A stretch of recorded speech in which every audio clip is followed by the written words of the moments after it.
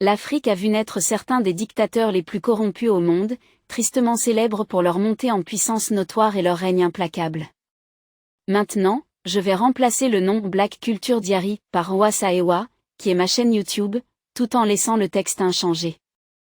L'Afrique a vu naître certains des dictateurs les plus corrompus au monde, tristement célèbres pour leur montée en puissance notoire et leur règne implacable, gardant ainsi vivante l'héritage colonial. Ces dictateurs avaient pour ambition d'obtenir un pouvoir absolu, de devenir les nouveaux maîtres coloniaux. Pendant leur règne, ils contrôlaient même la vie de leur pays, décidant de ce qu'ils devaient faire ou ne pas faire. Cependant, tout n'est pas connu à leur sujet, car ils avaient l'habitude de conclure des accords en secret. De l'infâme Idi Amin, Charles Taylor et Idriss Déby à Omar al-Bashir, l'Afrique a vu des dictateurs repousser les limites de ce qu'un dictateur pouvait accomplir. Ils n'étaient pas comme les leaders militaires que l'on voit de nos jours en Afrique, tels que le capitaine Ibrahim Traoré, qui se battent pour la souveraineté et l'indépendance de leur pays. Cependant, qui étaient ces dictateurs, comment ont-ils accédé au pouvoir et comment se sont-ils terminés? Découvrons-le dans cette vidéo. Numéro 10, José Eduardo dos Santos de l'Angola. José Eduardo dos Santos a été président de l'Angola de 1979 à 2017, devenant ainsi l'un des dictateurs les plus anciens de tous les temps. Tout au long de sa présidence, il a occupé les postes de commandant en chef des forces armées angolaises et de président du Mouvement populaire de libération de l'Angola, le parti politique qui a exercé son influence en Angola depuis l'indépendance nationale en 1975. À la suite de la mort de Nito en 1979, Dos Santos a assumé la fonction de président du pays, avec le soutien de l'Union soviétique. Il a hérité d'une guerre civile contre les rebelles anticommunistes, soutenue principalement par les nations occidentales, notamment l'UNITA.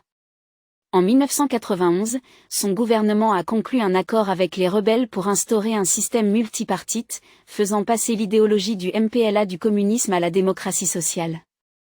Dos Santos était une figure controversée, recevant une reconnaissance internationale pour son engagement en faveur de l'anticolonialisme et ses efforts pour engager des négociations de paix avec les rebelles afin de résoudre les conflits. Néanmoins, il a été critiqué pour son style de leadership autocratique et accusé de superviser l'un des régimes les plus corrompus d'Afrique, caractérisé par des réseaux de clientélisme profondément enracinés. Malgré ses promesses répétées de démission et d'organisation d'élections, Dos Santos a été constamment réélu. Bien que José Eduardo dos Santos ait apparemment stimulé la croissance économique et le développement dans divers secteurs de l'Angola, le bien-être financier des citoyens est resté stagnant, avec près de 70% de la population vivant avec moins de $2 par jour.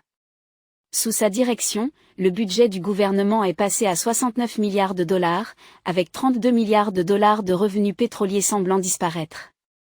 Des allégations de corruption pèsent lourdement sur la famille Dos Santos, le président lui-même étant estimé avoir une fortune nette dépassant les 20 milliards de dollars, et sa fille possédant une fortune nette de 3,8 milliards de dollars. Cependant, en 2019, la Cour suprême a ordonné aux autorités de saisir tous ces biens. Numéro 9. Le général Idi Amin d'Ouganda. Idi Amin Dumi était un militaire et homme politique ougandais qui a occupé le poste de troisième président de l'Ouganda de 1971 à 1979. Son leadership était marqué par une dictature militaire, et il est largement reconnu comme l'un des dirigeants les plus impitoyables et oppressifs de l'histoire récente. L'Ouganda a acquis son indépendance du Royaume-Uni en 1962, et Amin a poursuivi sa carrière militaire, atteignant finalement le grade de major. En 1965, il a été nommé commandant de l'armée ougandaise. Cependant, lorsqu'il a appris les plans du président Milton Obote de l'arrêter pour détournement de fonds de l'armée, Amin a orchestré le coup d'État de l'Ouganda en 1971 et s'est autoproclamé président. Pendant son règne, Amin est passé d'un leader pro-occidental, avec un soutien significatif d'Israël, à l'obtention du soutien de personnalités telles que Mouammar Kadhafi de la Libye, Mobutu Sese Seko du Zaïre, l'Union soviétique et l'Allemagne de l'Est. En 1972, Amin a ordonné l'expulsion des Asiatiques d'Ouganda, dont la majorité était d'origine indo-ougandaise. Cette décision a conduit l'Inde à rompre ses relations diplomatiques avec le régime d'Amin. À mesure que le règne d'Amin s'étendait dans les années 1970, sa persécution de groupes ethniques spécifiques, de dissidents politiques et son soutien aux terroristes impliqués dans l'opération Entebbe ont entraîné une agitation croissante et terni la réputation internationale de l'Ouganda. En 1978, il a tenté d'annexer la région de Kagera en Tanzanie, incitant le président tanzanien Julius Nyerere à ordonner à ses troupes d'envahir l'Ouganda. Les forces tanzaniennes, avec des groupes rebelles, ont réussi à capturer Kampala en 1979, ce qui a entraîné la destitution d'Amin. Amin s'est ensuite exilé, d'abord en Libye, puis en Irak, et enfin en Arabie Saoudite, où il a résidé jusqu'à sa mort en 2003. Le règne d'Amin a été marqué par de graves atteintes aux droits de l'homme, notamment l'oppression politique, la discrimination ethnique, les exécutions extrajudiciaires, ainsi que par un népotisme rampant, la corruption et une grave mauvaise gestion économique. Les observateurs internationaux et les organisations de défense des droits de l'homme estiment que entre 100 000 et 500 000 personnes sont mortes sous son régime. Le 19 juillet 2003, la quatrième épouse d'Amin, Nalongo Medina, signala qu'il était dans le coma et proche de la mort en raison d'une insuffisance rénale au King Faisal Specialist Hospital and Research Center de Jeddah, en Arabie Saoudite. Elle fit appel au président ougandais Yoweri Museveni, demandant la permission de le ramener en Ouganda pour ses derniers jours. Museveni répondit qu'Amin aurait à faire face aux conséquences de ses actions dès son retour. Finalement, la famille d'Amin décida de débrancher le soutien vital, et il s'éteignit à l'hôpital de Jeddah le 16 août 2003. Il fut inhumé dans une simple tombe au cimetière de Rué à Jeddah, sans cérémonie élaborée. Numéro 8, Mobutu Sese Seko du Congo. Mobutu Sese Seko était un homme politique et militaire congolais qui a présidé la République démocratique du Congo, anciennement le Zaïre, de 1965 à 1997. Il a également été président de l'Organisation de l'Unité africaine de 1967 à 1968. Lors de la crise tumultueuse au Congo, Mobutu, en tant que chef d'état-major de l'armée, avec le soutien de la Belgique et des États-Unis, renversa le gouvernement démocratiquement élu du nationaliste de gauche Patrice Lumumba en 1960. Mobutu établit un nouveau gouvernement qui conduisit à l'exécution de Lumumba en 1961 et continua à diriger les forces armées du pays jusqu'à ce qu'il prenne le contrôle direct lors d'un second coup d'État en 1965. Dans le but de renforcer son emprise sur le pouvoir, il fonda le Mouvement populaire de la Révolution comme seul parti politique légal en 1967, renomma le Congo en Zaïre en 1971, et adopta le nom de Mobutu Sese Seko en 1972. Bien qu'il prétendît que son idéologie politique n'avait aucune affiliation claire, Mobutu développa un régime extrêmement autocratique, même selon les normes de l'époque en Afrique. Il initia un programme appelé Authenticité nationale pour éliminer les influences culturelles coloniales et cultiva un culte de la personnalité. Pendant son règne, Mobutu accumula une richesse personnelle substantielle grâce à l'exploitation économique et à la corruption, ce qui valut à son régime la réputation d'une kleptocratie. Son temps au pouvoir fut marqué par des violations généralisées des droits de l'homme, une inflation incontrôlable, une dette nationale substantielle et des dévaluations monétaires importantes. Mobutu reçut un soutien considérable, notamment militaire, diplomatique et économique des États-Unis, de la France et de la Belgique, car il le considérait comme un fervent opposant au communisme en Afrique francophone.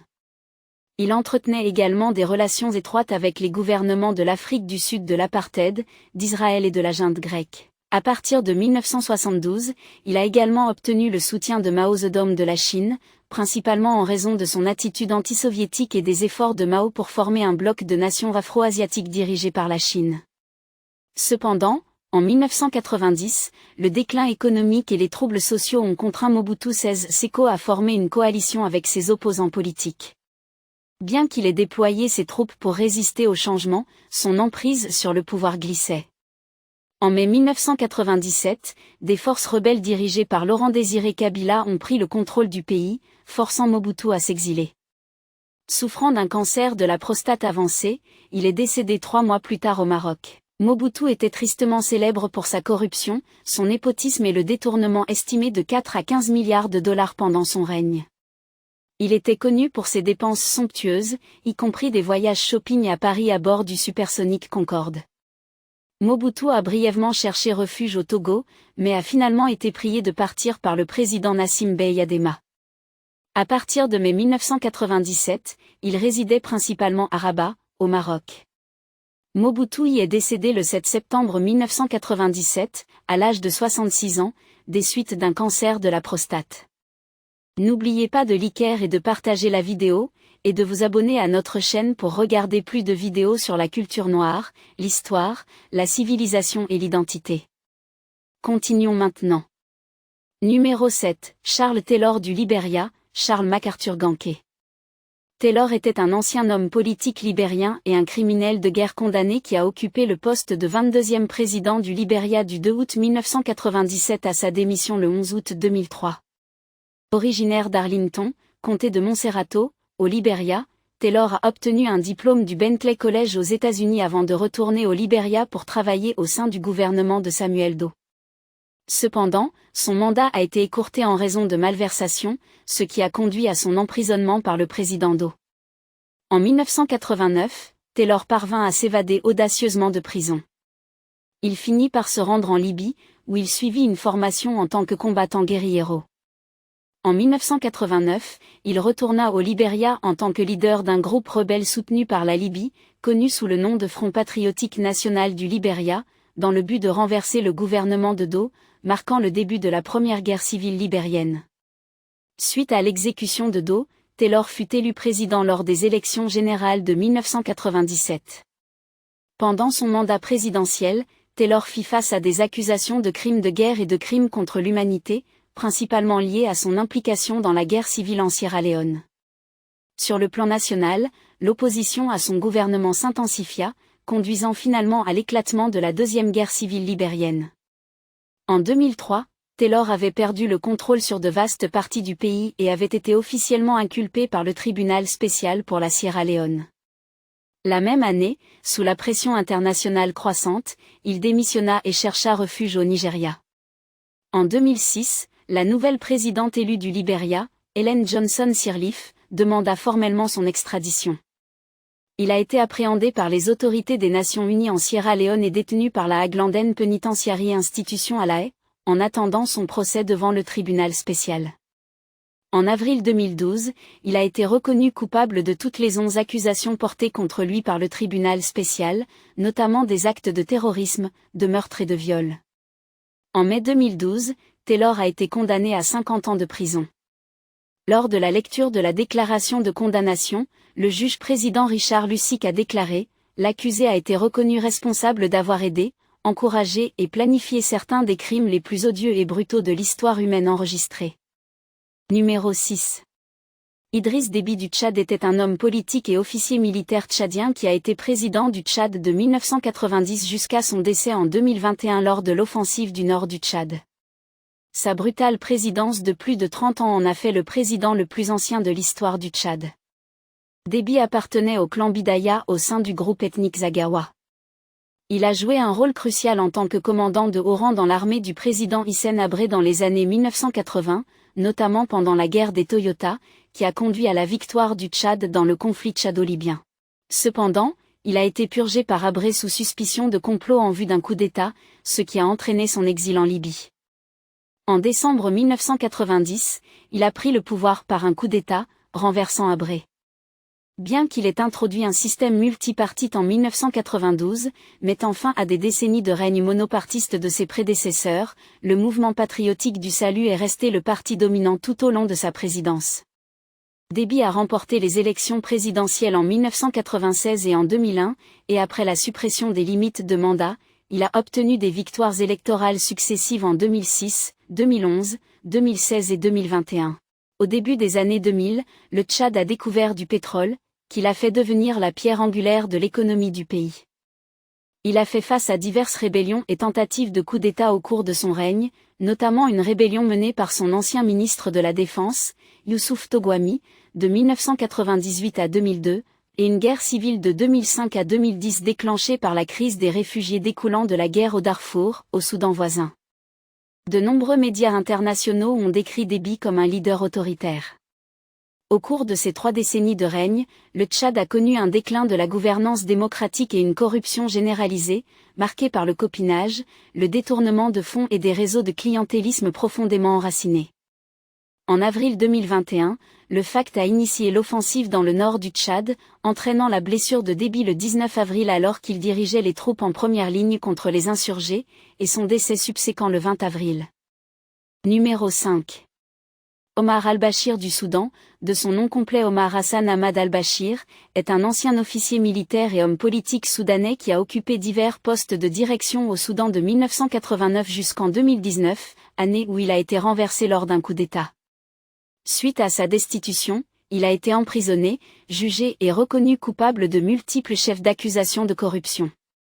Al-Bashir est arrivé au pouvoir en 1989 en tant que général de brigade dans l'armée soudanaise, lorsqu'il a dirigé un groupe d'officiers dans un coup d'État militaire qui a renversé le gouvernement démocratiquement élu du Premier ministre Sadiq al-Mahdi. Ce coup d'État a eu lieu après que le gouvernement eut entamé des négociations avec les rebelles du sud du Soudan. Il a ensuite remplacé le président Ahmed al-Mirghani à la tête de l'État. Al-Bashir a remporté la présidence à 3 reprises, mais ses élections ont été scrutées en raison d'allégations de fraude électorale. En 1992, il a fondé le Parti du Congrès national, qui est resté le parti politique dominant au Soudan jusqu'en 2019.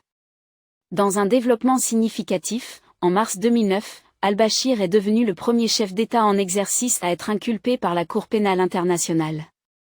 Il était accusé d'avoir dirigé une campagne de tuerie de masse, de viol et de pillage contre les civils dans la région du Darfour. Le 11 février 2020, le gouvernement du Soudan a annoncé son accord pour remettre al-Bashir à la CPI pour y être jugé.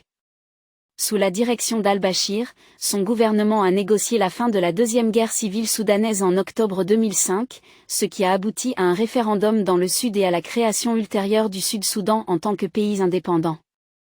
Cependant, dans la région du Darfour, il a présidé la guerre au Darfour, qui a entraîné une perte significative de vies. Les estimations du nombre de morts varient, avec des chiffres allant de 10 000 à des estimations beaucoup plus élevées allant de 200 000 à 400 000 selon diverses sources. En juillet 2008, le procureur de la Cour pénale internationale, Luis Moreno Ocampo, a accusé al-Bashir de génocide, de crimes contre l'humanité et de crimes de guerre au Darfour. La CPI a délivré un mandat d'arrêt contre al-Bashir le 4 mars 2009, citant des accusations de crimes de guerre et de crimes contre l'humanité. Un deuxième mandat d'arrêt contenant 3 chefs d'accusation distincts de génocide a été émis le 12 juillet 2010. En décembre 2018, al-Bashir a fait face à des manifestations généralisées demandant sa destitution du pouvoir. Le 11 avril 2019, il a été renversé lors d'un coup d'État militaire. Par la suite, en septembre 2019, Bashir a été remplacé par le Conseil militaire de transition, qui a transféré le pouvoir exécutif à un conseil de souveraineté mixte civilo-militaire et à un premier ministre civil, Abdallah Hamdok. 2 mois plus tard, il a été annoncé que Bashir serait finalement transféré à la Cour pénale internationale. En décembre de cette année-là, il a été reconnu coupable de corruption et condamné à 2 ans de prison. Sa corruption s'étendait bien au-delà de ses crimes contre l'humanité, car il a également été confronté à des accusations d'abus de fonds considérables du pays. Les estimations suggèrent qu'il aurait accumulé jusqu'à 15 milliards de dollars à travers le monde. Plus tard, le 26 avril 2023, les forces armées soudanaises ont annoncé qu'al-Bashir, ainsi que Bakri Hassan Saleh, Abdelrahim Mohamed Hussein et 2 autres anciens responsables, avaient été transférés de la prison de Kobar à l'hôpital militaire Alia à Omdurman en raison du conflit qui avait éclaté plus tôt dans ce mois. Numéro 4. Teodoro Obiang Nguema Mbazogo de la Guinée équatoriale était un ancien officier militaire originaire de Guinée équatoriale. Il a occupé le poste de président depuis le 3 août 1979, ce qui fait de lui le président le plus ancien du monde. Après sa formation militaire, Obiang a occupé divers postes au sein de l'administration de son oncle, Francisco Macias Nguema. Ses fonctions comprenaient la direction de la tristement célèbre prison de Black Beach.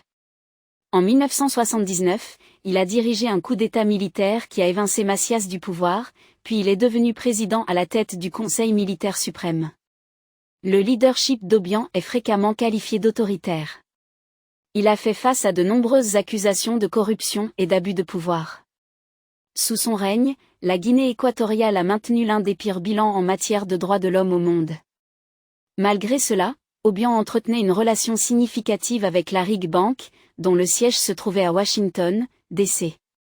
Il aurait été chaleureusement accueilli par des responsables de haut rang de la Rig, qui ont même organisé un déjeuner en son honneur.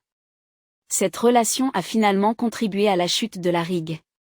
Le 10 novembre 2010, la Cour suprême de France a statué que la plainte déposée par Transparency International en France en décembre 2008 était recevable. Cette décision a conduit à la nomination d'un juge d'instruction et au lancement d'une enquête judiciaire sur des allégations selon lesquelles Obiang aurait utilisé des fonds publics pour acquérir des propriétés privées en France. Dans un article publié en 2010 dans le magazine Forbes, il était suggéré qu'Obiang avait accumulé environ 700 millions de dollars de la richesse de son pays sur des comptes bancaires aux États-Unis. Grâce au détournement de fonds publics, Obiang et sa famille ont accumulé une richesse stupéfiante. Ils ont gagné des millions de dollars chaque année grâce aux revenus pétroliers. Cependant, cette richesse profitait rarement à la population, mais était plutôt canalisée vers les dépenses présidentielles. Numéro 3. Robert Mugabe du Zimbabwe. Robert Gabriel Mugabe était un révolutionnaire et homme politique zimbabwéen. Sa carrière politique l'a amené à occuper le poste de Premier ministre du Zimbabwe de 1980 à 1987, puis de président de 1987 à 2017. Il a également été le leader de l'Union nationale africaine du Zimbabwe de 1975 à 1980 et a dirigé son parti politique successeur, le Front patriotique ZANU, de 1980 à 2017. Pendant la période du Gukurahundi de 1982 à 1987, la 5e brigade de Mugabe a brutalement réprimé l'opposition liée à la ZAPU dans la région de Madabla, ce qui a entraîné la mort d'au moins 20 000 personnes, dont la majorité étaient des civils nobles. Engagé dans la décolonisation, Mugabe a mis l'accent sur la redistribution des terres détenues par les fermiers blancs à des individus noirs sans terre, initialement en suivant une approche de vendeurs volontaires. Frustré par la lenteur de la redistribution des terres, il a encouragé les Zimbabwéens noirs à saisir violemment les fermes appartenant à des blancs à partir de l'an 2000. Cela a eu de graves conséquences sur la production alimentaire, entraînant la famine, le déclin économique et des sanctions internationales. L'opposition à Mugabe a augmenté, mais il a réussi à être réélu en 2002, 2008 et 2013 en utilisant des campagnes marquées par la violence, la fraude électorale et des appels à sa base électorale Shona rurale. Il a gouverné le Zimbabwe pendant plus de 37 ans d'une main de fer, faisant face à des allégations de corruption et de scandales. En 2017, des membres de son propre parti l'ont renversé lors d'un coup d'État et l'ont remplacé par l'ancien vice-président Emmerson Mnangagwa. Numéro 2. Le général Sani Abacha du Nigeria. Sani Abacha était un dictateur militaire et homme politique nigérian qui a exercé le pouvoir en tant que chef de l'État militaire de 1993 jusqu'à sa mort en 1998. Son accession au pouvoir a marqué le dernier coup d'État réussi de l'histoire de la règle militaire du Nigeria. Initialement, il a servi en tant que chef d'état-major de l'armée de 1985 à 1990, puis en tant que chef d'état-major de la défense de 1990 à 1993, ce qui a abouti à sa nomination en tant que ministre de la Défense.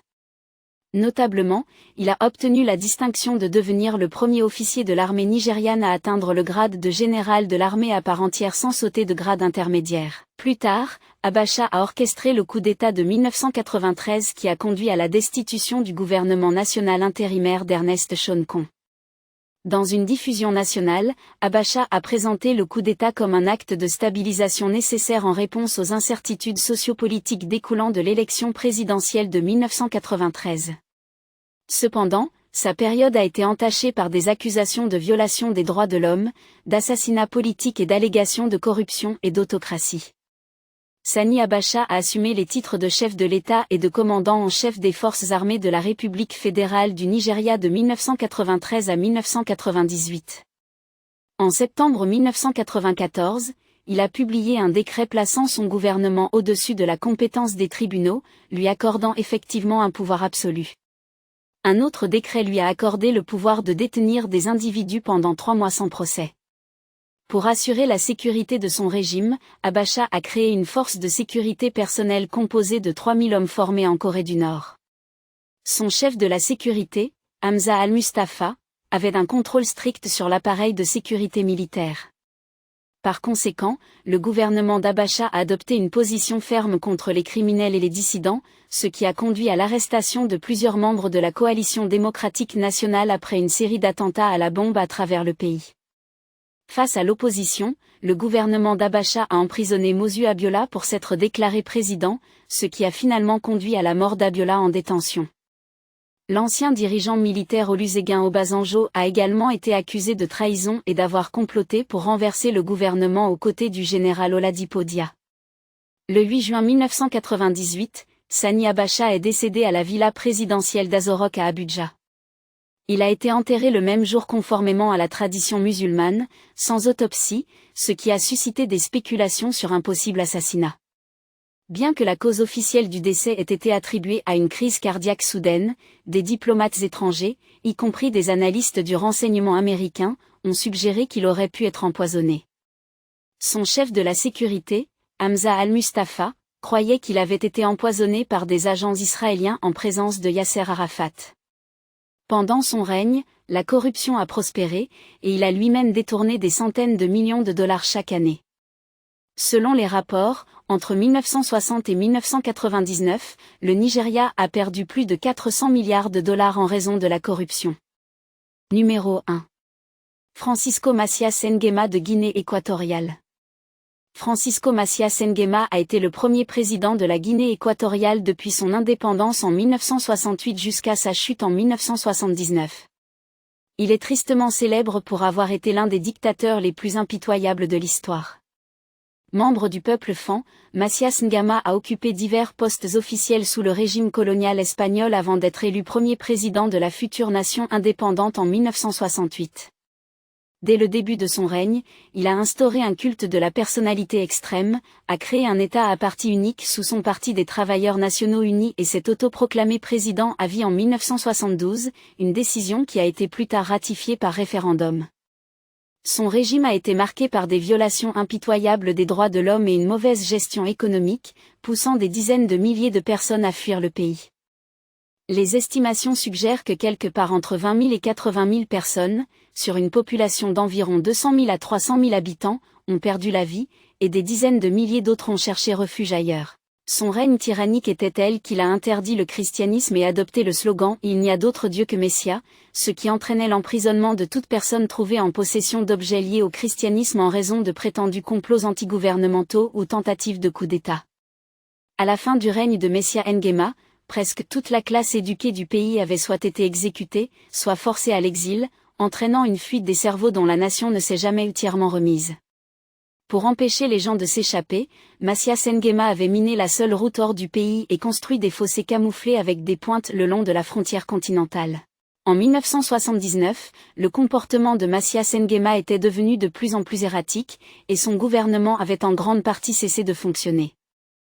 La plupart des postes ministériels étaient vacants, les fonctionnaires n'étaient pas payés, et l'Assemblée nationale était de facto non fonctionnelle.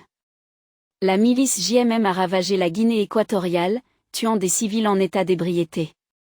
À la mi-avril 1979, la femme de Maziya Nguema a voyagé en Corée du Nord pour une opération, emmenant avec elle leurs 3 plus jeunes enfants, le laissant dans un état de déséquilibre mental croissant. En 1979, il a été renversé lors d'un coup d'État mené par son neveu, Teodoro Obiang Nguema Mbasogo, et a ensuite été jugé et exécuté. Parmi ces dictateurs africains, lequel pensez-vous être le plus corrompu ?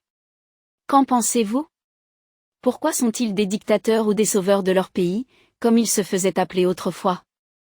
Faites-nous part de vos réflexions sur ces dictateurs qui ont gouverné. L'histoire est l'épreuve sur la grandeur des Noirs. Merci de nous avoir suivis, et à la prochaine vidéo.